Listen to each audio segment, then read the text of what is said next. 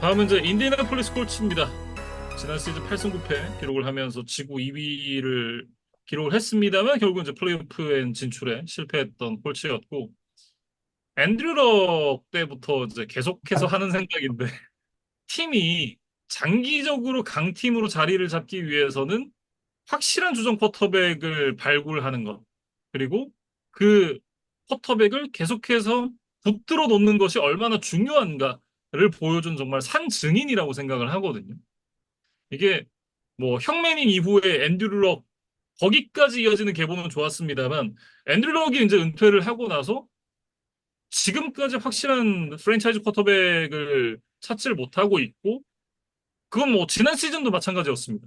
결국은 그 이후에 지금 계보를 보면 자코비 브리셋, 필립 리버스, 카슨 웬츠, 맨 라이언, 그다음에 앤서니 리차드슨, 이렇게 이어지는 계보잖아요. 뭐 그 이후엔 뭐 가드너 민슈도 뭐 잠깐 주전했다가 다시 뭐 앤서니 리차드슨 주전했다가, 이게 매년 이제 주전 쿼터백이 바뀌고 있는데, 필립 리버스가 이제 본인의 별명에 걸맞게 정력적인 시즌을 보내면서 팀을 플레이오프로 끌고 갔던 시즌이 유일하게 플레이오프를 갔던 시즌이에요. 앤드류 럭 이후에는 그 시즌 제외하고는 모두 플레이오프에 못 나갔거든요. 근데 그런 부분들을 생각을 해본다면 올해는 어떻게 가야 될 것인가? 이게 결국 리차드슨이 남아있긴 한데 리차드슨을 믿고 갈 수 있는가? 이런 부분에 대한 생각들을 좀 하게 되는 것 같아요. 여러 유형의 솔루션을 다 적용해봤다고 봐도 무방할 것 같아요. 그렇죠? 네. 앤드류 럭이 이제 급작스럽게 은퇴를 한 시즌에는 어쩔 수 없이 자코비 브리셋으로 좀 대응할 수 있는 시간 자체가 워낙 없었기 때문에 뭐 그거는 좀 이해한다 하더라도, 그 다음에 이제 필립 리버스나 맷 라이언 같은 경우는 아주 이름값이 있고 커리어가 화려하지만 이제 좀 커리어 황혼기에 있는 그런 선수들을 좀 영입을 해봤다. 그 다음에 카슨 웬츠 같은 경우는 젊은 선수지만 이제 부상 때문에 약간 커리어가 꺾였던 선수가 컴백을 할 수도 있지 않을까라는 가능성에 한번 투자를 해본 유형. 음. 그다음에 이제 앤서니 리차드슨 같은 경우는 드래프트 1라운드 상위 픽을 이제 투자를 해가지고 뭐 젊은 이제 신인 유망주 쿼터백을 한번 키워보자라는 유형. 그러니까 사실 이것저것 다 해봤어. 진짜 할 수 있는 거 다 해봤어요. 근데 결국은 성공하지 못했다. 그러면 앤서니 리차드슨도 답은 아닐 것 같은데 라는 생각을 이제 콜츠가 할 때쯤 됐거든요. 그래서 올 시즌에 데니얼 존스와 1년 1,400만 달러 계약을 맺었습니다. 근데 약간 이런 거죠. 데니얼 존스 또 속아? 라는 생각을 이제 하게 되는 거죠. 음. 이게 그래서 이 프런트 오피스의 의사결정도 한 시즌을 끌고 가는 데 있어서 굉장히 좀 중요한 역할을 하게 된다라는 걸 이런 계약들을 통해서 좀 확인을 하게 되는 것 같아요. 음. 그러니까 아까 이제 여러 가지 유형 다 해봤다고 했는데, 글쎄요, 안 해본 게 있다면 정말 큰 돈을 질러서 지난 시즌까지 검증이 된 확실한 베테랑을 데려오는 건데, 그거는 사실 굉장히 좀 어려운 일이에요. 그렇죠. 그러니까 네. 보통 그렇게 잘하는 선수는 일단 원 소속팀에서 뭐 가급적 안 놔주려고 할 테고, 예. 콜츠의 뭐 나머지 전력이 뭐 당장 쿼터백만 오면 바로 우승 감, 뭐 이런 것도 아니기 때문에, 그렇죠. 뭐 그런 이제 검증된 확실한 선수들이 또 선호하는 뭐 선택지라고 보기도 좀 어렵거든요. 그래서 음. 정확히는 이제 할 수 있는 옵션에서는 다 해봤다라고 좀 정정을 하는 게 맞을 것 같은데, 어쨌든 필립 리버스 정도를 제외하면 이제 잘 통하지를 않았던 이제 과거의 사례에 대해서 좀 저희가 이야기를 해드렸고, 데니얼 존스 영입에 대해서 이제 이야기를 해보면, 처음에는 이제 백업 쿼터백인가라는 생각을 했지만, 백업 쿼터백 치고는 계약 조건이 좀 크죠? 네. 1년이라는 기간은 굉장히 짧지만 1,400만 달러는 사실 백업 쿼터백에게 태울 수 있는 돈은 아니기 때문에, 결국에는, 두 개 태양 모드로 또 가는 것이 아닌가. 이게 가로등 아닙니까?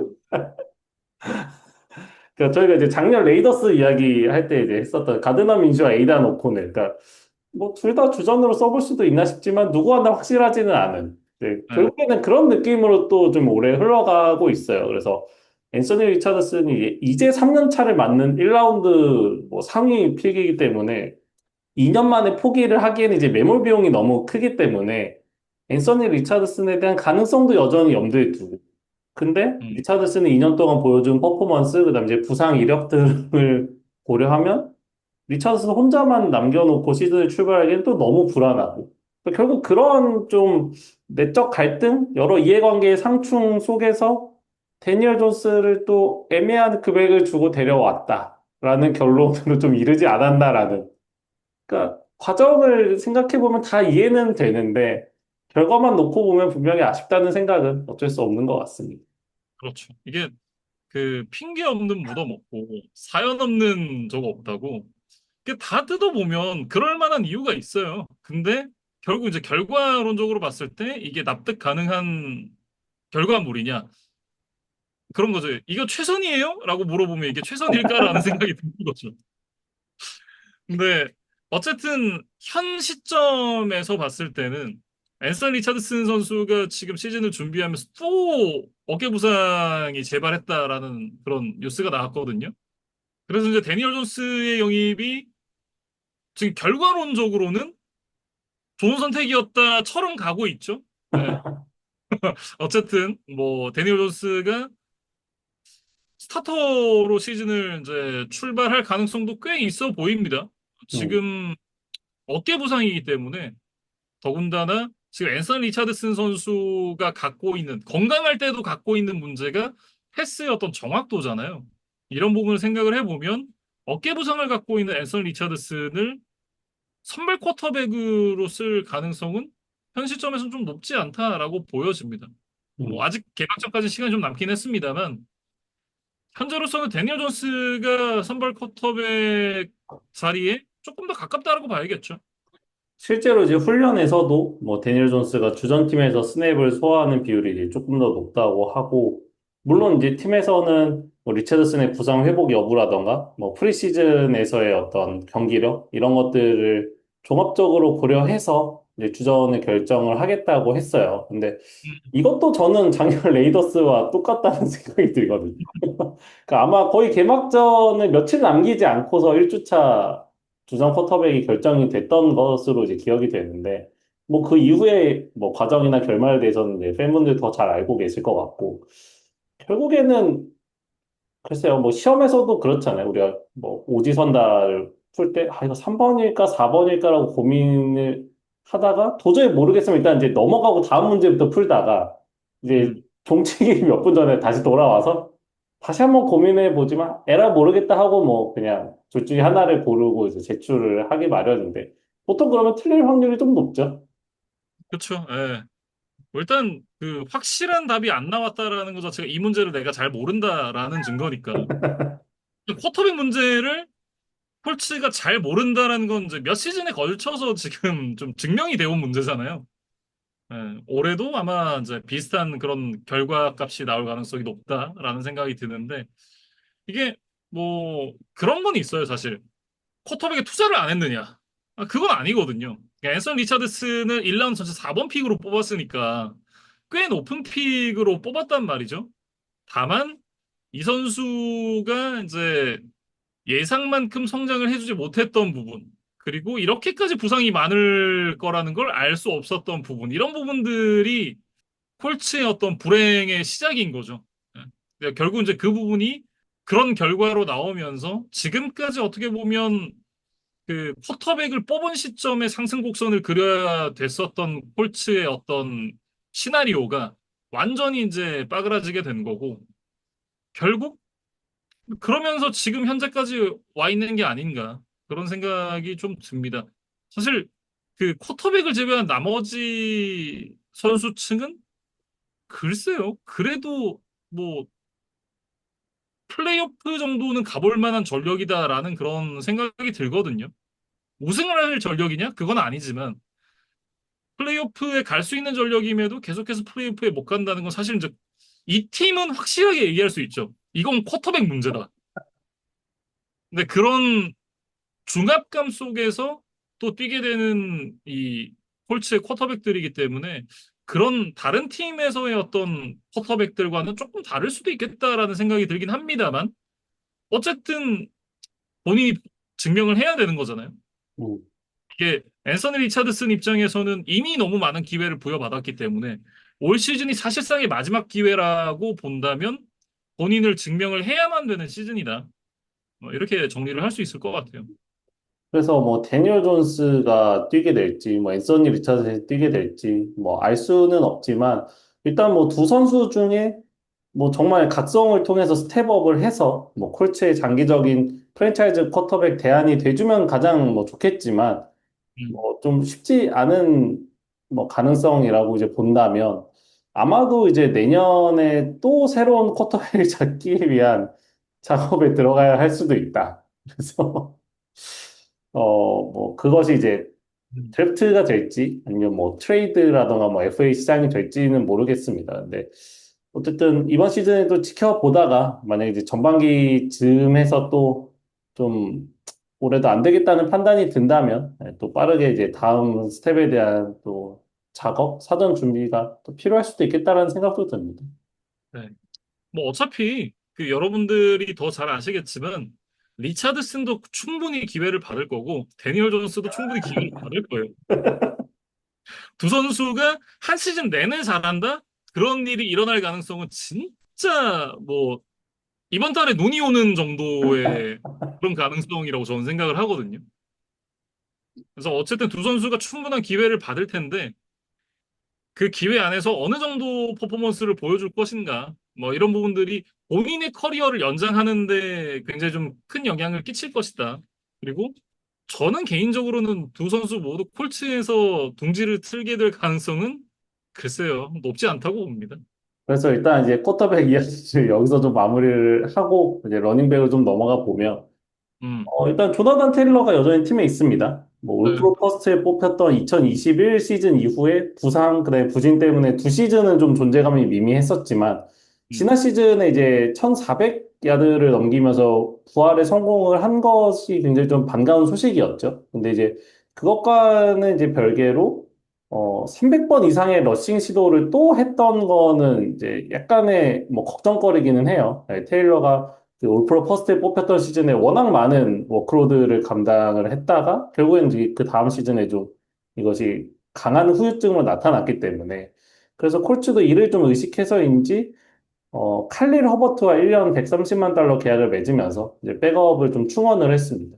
그 2023 시즌까지 베어스에서 좀 준수한 활약을 보여주다가 지난 시즌에 이제 디안드레 스위프트가 오면서 출장 기회가 좀 많이 줄었죠. 결국 이제 트레이드 데드라인 앞두고 벵갈스로 이적을 했는데 뭐 벵갈스에 가서도 이렇다 할 기회를 잡지를 못하면서 올 시즌에 또 팀을 옮기게 됐습니다. 뭐 조나단 테일러가 건강만 하다면 뭐 리그 정상급의 러닝백이잖아요, 여전히. 그 테일러의 워크로드를 좀 줄여주는 역할만 할 수 있어도 이 선수의 역할은 다 했다라고 보는 게 맞지 않나라는 생각이 들고요. 리시버 쪽으로 좀 넘어가 보면 어, 지난 시즌에 이제 그 마이클 피트맨 주니어, 알렉 피어스, 조시 다운스 이 선수들이 나란히 800야드를 넘겼습니다. 냉정하게 얘기해서 A뿔 내지는 A급 리시버들이냐? 아니죠. 하지만 B뿔이 3명 있으면 유사 A급이라고 좀 볼 수 있지 않나. 평균은 그래도 B뿔이다. 이게 그런 거죠. A급과 B급과 C급이 이제 1, 2, 3로 있는 것과 B뿔급 3명이 있는 것과 이렇게 평균을 따졌을 때는 B뿔 3명이 좀 더 나을 수 있다. 이렇게 좀 얘기를 할 수 있을 것 같은데 해줘야 될 때 해줄 수 있는 선수가 없다라는 건 조금 다른 문제긴 합니다만 돌아가면서 고르게 활약을 해줄 수 있다라는 것도 분명 강점이긴 하거든요. 이 3명의 선수가 올 시즌에도 또 뭐 비슷한 활약을 하지 않을까라는 생각이 좀 들고 알렉 피어스가 올 시즌 끝나고 이제 FA가 되잖아요.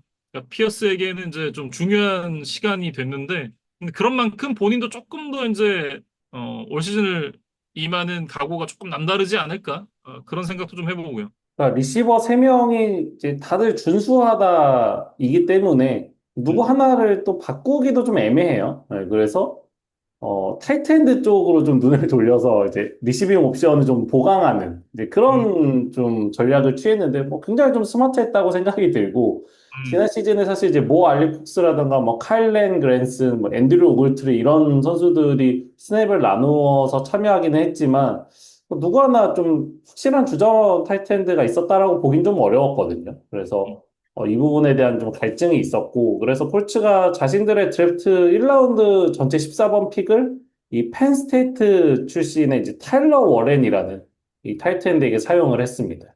이 선수가 그 데니얼 제르마이어가 이제 선수 파워랭킹을 매길 때 이 선수가 타이트엔드 전체 1위, 모든 포지션을 통틀어도 6위, 굉장히 고평가를 받았던 선수였는데 뭐 타이트엔드라는 어떤 포지션에 대한 이슈가 가장 크다고 봐야겠죠. 네, 그러면서 이제 드래프트 픽 순번이 좀 밀렸고 결국 1라운드 전체 14번 픽으로 콜츠의 유니폼을 입게 됐습니다. 이 선수가 198cm에 112kg, 굉장히 탄탄한 체격을 바탕으로 리시빙, 블로킹 모두 다 잘 해낼 수 있는 이제 올라운드용의 타이트엔드다라는 그런 평가를 받고 있고, 뭐 리시버는 아니니까 라우트 러닝이나 이제 스피드 뭐 이런 부분에 대한 아쉬움이 있고, 블로킹 쪽에서는 테크닉 쪽에 좀 아쉬움이 있다, 보완할 점이 있다라는 평가를 받긴 합니다만, 이 선수가 지난 시즌 대학 무대에서 104번의 캐치에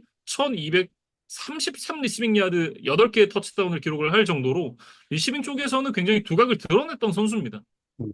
그러니까 지금 이제 애리조나의 트레이 맥브라이드라던가 라스베가스 레이더스의 브록 바워스 같은 이제 팀의 리시버를 합쳐서도 이제 팀 내 넘버원 리시빙 옵션을 할 수 있는 정도의 그런 역할까지도 한번 기대해 볼 수 있는 자원이 아니냐는 이야기가 있더라고요. 네, 음, 그리고 또 이 선수가 이제 흥미로운 것은 이제 고등학교 시절까지 쿼터백을 또 했었던 선수예요. 그래서 대학에서는 이제 와일드캣 포메이션에 이제 그 공을 직접 받는 역할도 이제 여러 차례 수행하면서 뭐 팀의 좀 공격을 다변화하고 상대를 좀 혼란시키는 그런 역할도 이제 많이 했었던 선수거든요. 그래서 글쎄요, 뭐 만약 뭐 프로에서도 이런 모습을 좀 보여줄 수 있을지, 콜츠가 뭐 훈련 과정에서 그 가능성을 좀 테스트 해볼 것 같고, 뭐 그 밖에도 이제 뭐 팀이 필요로 하는 이제 다른 뭐 리시버 같은 이제 스킬 플레이어 포지션에도 이제 들어갈 수 있는 선수이기 때문에 이러한 다재다능한 매력을 콜츠가 얼마나 잘 활용할 수 있느냐가